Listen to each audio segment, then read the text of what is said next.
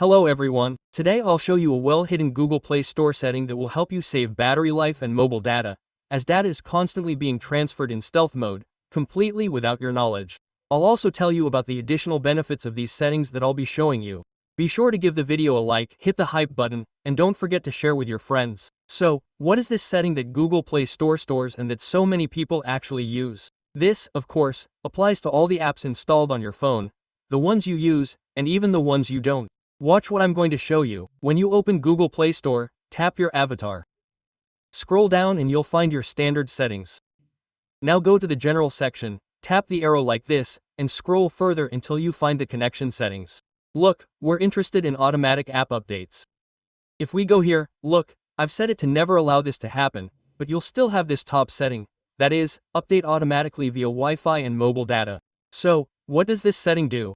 Your Google Play Store monitors all the downloaded apps on your smartphone. And, accordingly, each app constantly contacts its own servers several times a day to check for updates, or simply to transfer data from your smartphone to the available servers. Consequently, your mobile data, or Wi-Fi, is constantly being used. But at least Wi-Fi is free, while mobile data is usually dedicated. But since each app sends requests several times a day, imagine how much data will be used if you have 100 apps. Plus, it drains your battery significantly. I, for example, enable this setting for several reasons. The first is to save data. This means less load on your RAM and processor, less constant data exchange, and so on.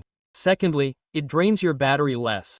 And thirdly, there have been multiple cases where an app automatically updates, and then your smartphone becomes bricked because the updates are somehow incorrect, or they've sent some glitchy updates, and the phone simply starts slowing down, performing poorly, or even shuts down completely. This, of course, happens rarely, but it does happen. And the fourth reason, it happens that an old, unupdated app works better than updated ones. Plus, for example, you're used to a particular app.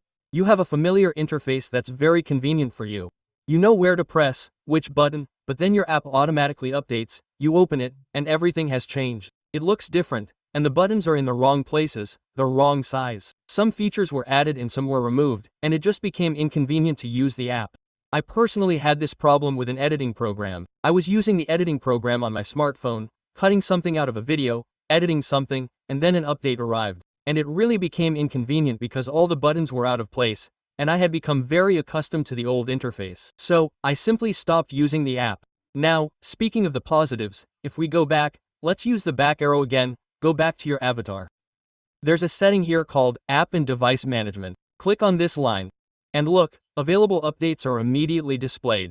At the moment, I have 107 updates. And I'll tell you this, I've been using this setting for a long time. I disabled it a long time ago. The phone works perfectly. And all the apps that haven't been updated, they still work and work as they always did. Yes, you can simply go into this menu, scroll through the apps that have received updates, and update them selectively, or you can update everything at once. For example, if you have a paid mobile data plan, you can come home, connect to Wi-Fi, and update everything for free. Alternatively, you can read about the latest update, what specifically has changed in this app, whether these features are suitable for you, and only then click Update to update everything. It's quite convenient. And again, all these apps will work even without an update. For example, here's one of the downloaded players. If I click Update, something will change in any case, so you can go to the specific app first and see what's included in the latest update. Of course, whether you enable or disable this feature is entirely up to you. I've simply outlined the benefits of using these features, and for some, this will be a very useful, much needed setting. Don't forget to support the video with a like and subscribe to the channel.